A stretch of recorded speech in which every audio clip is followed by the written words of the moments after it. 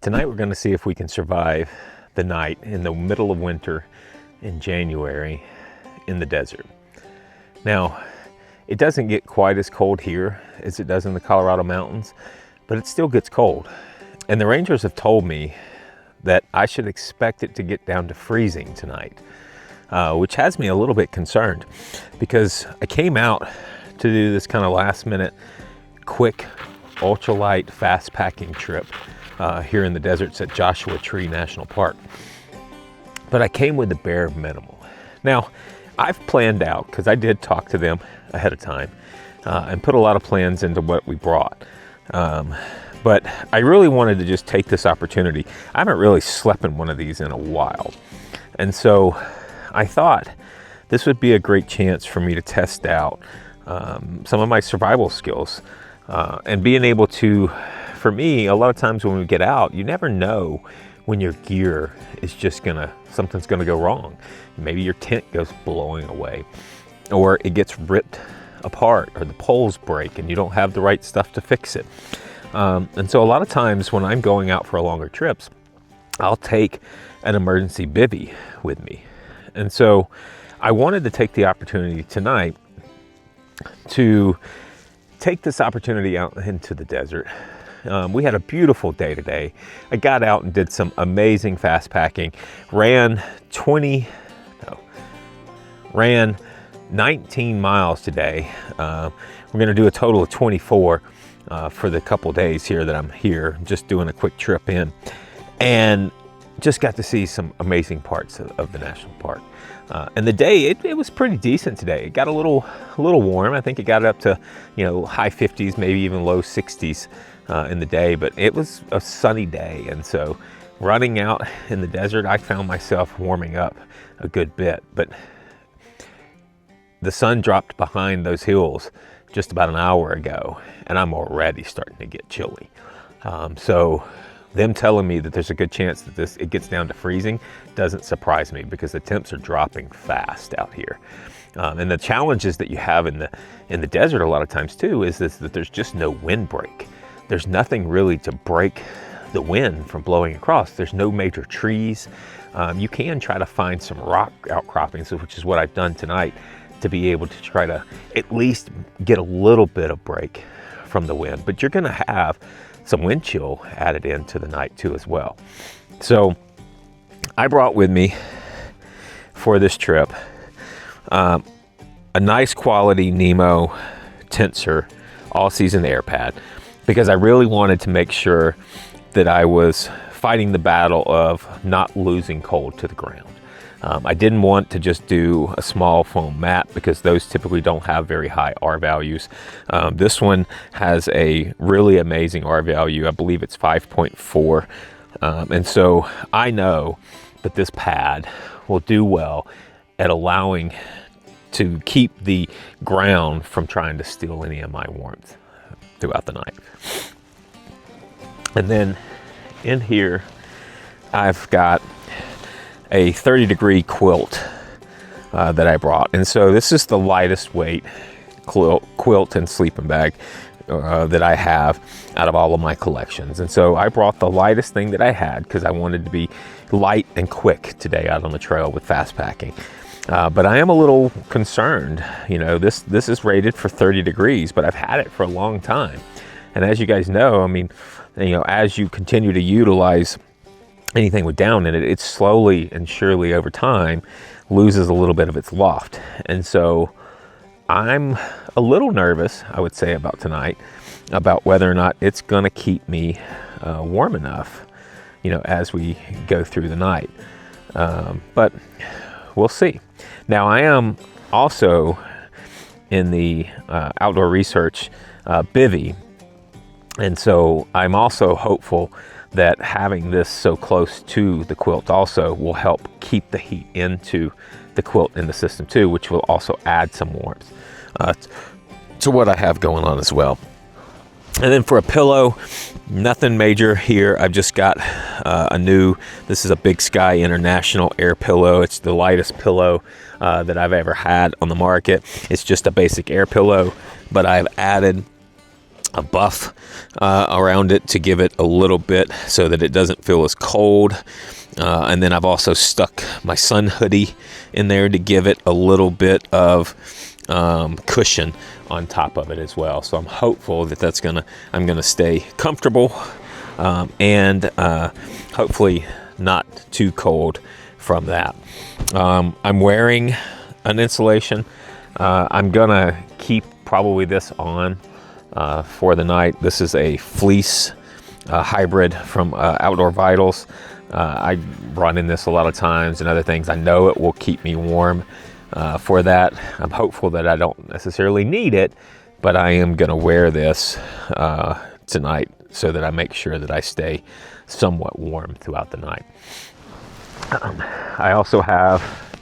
I brought with me, I will probably take the hood down off of this because this it could potentially keep me warm with the fleece hood. But I'm actually brought one of my down balaclavas that I have. This is also an Outdoor Vitals one that I'm really looking forward to.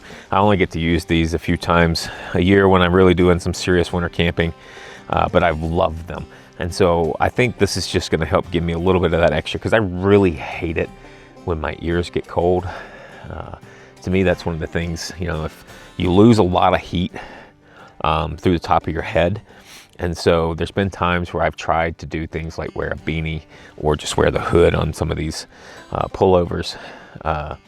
But either they're just not enough to keep you warm, or you run into the issues of like a beanie coming off, or a stocking cap coming off of your head in the night when you move around, and then you wake up and your ears are cold. And so for me, ever since I saw these, I was like, oh yeah, this is just great, because these slide on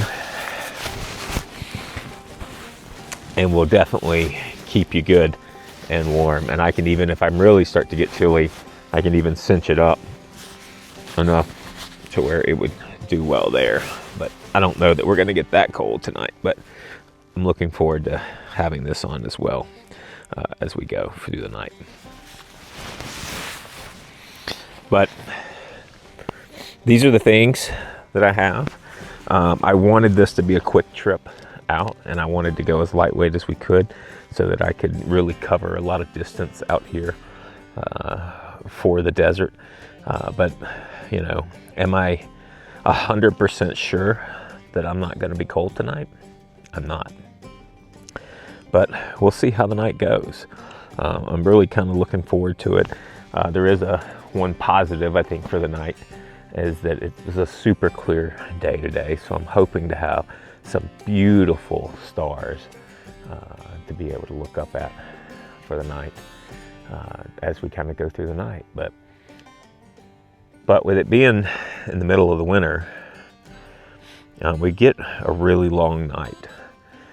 The days are shorter, and so it got dark, and the sun first started going around down below the hills probably an hour and a half ago, and it's 6 o'clock now, and according to my watch, the sun's not going to come up until close to 6:45 to 7 tomorrow.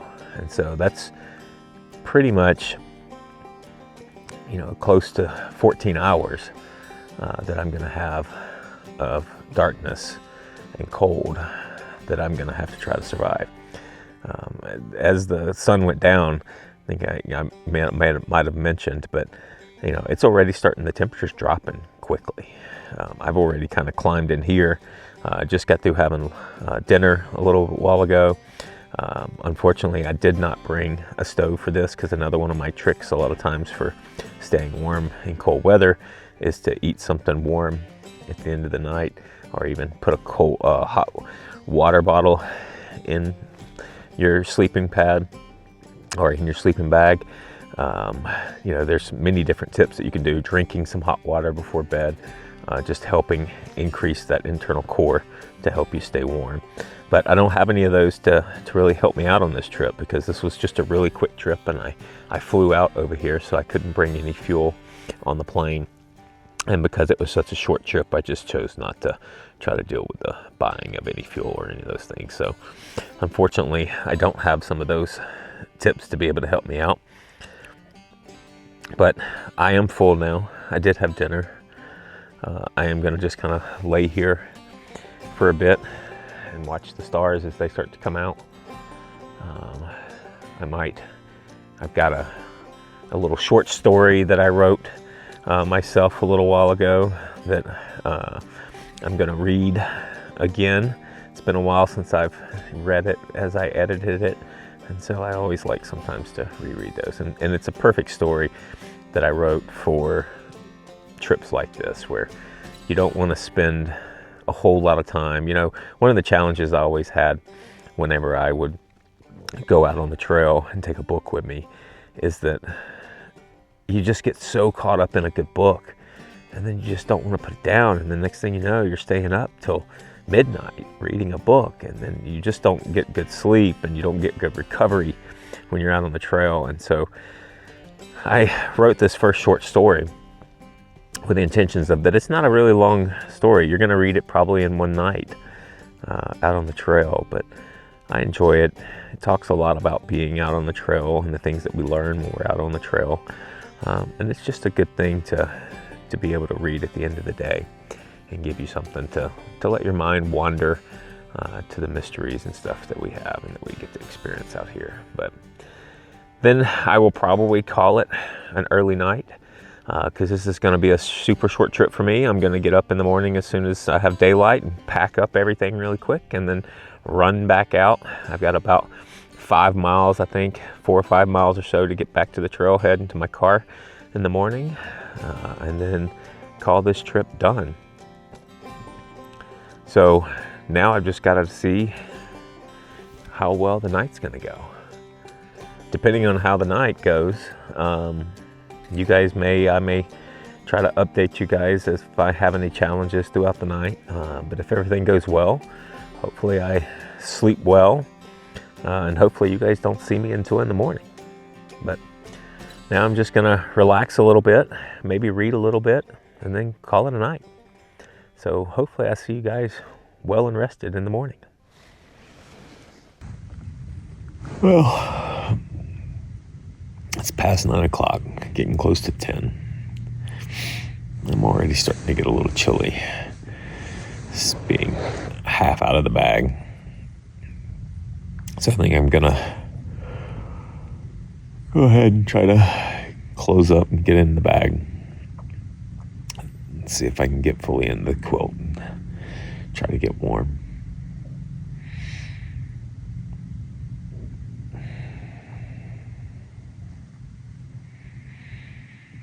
I can already feel breezes coming by every so often.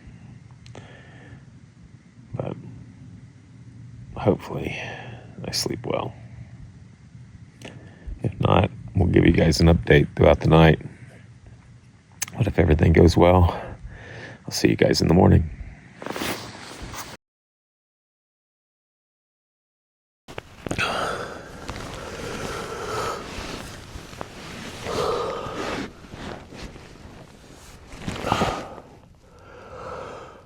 Morning. Oh, I made it through the night. I did wake up a few times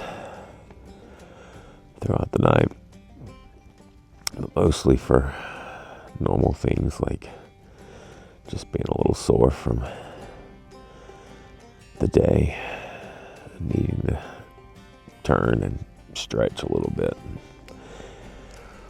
But for the most part, I got some pretty good sleep. I don't think it got quite as cold as they thought. When I checked the data this morning, I think the coldest it got was close to 40. But I stayed warm.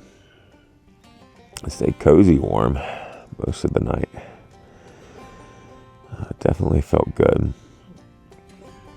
Every once in a while, I roll around a lot, and being in this Bivy is a little harder for me to control how my quilt is cinched up. So that was a couple times I think I had moved around enough to where the bivy had kind of come off of me at the top, and so I'd get a little chilly, but I just pulled the quilt back up on me. But now, am I a fan of the bivy? No, not really. But did I sleep comfortable, and was it fine? Yeah. I definitely miss having the space in the room of a tent. You just feel like you've got more area, which of course I guess you do. But this thing wasn't horrible. I did leave it open a little bit. I just left the screen on for two reasons. One, I really wanted to be able to control the condensation of the night. I didn't want to wake up and just have dripping water or stuff on my quilt and things from just breathing inside of the bivy all night. So I kind of kept it with the screen open so that there would be a little bit of an airflow.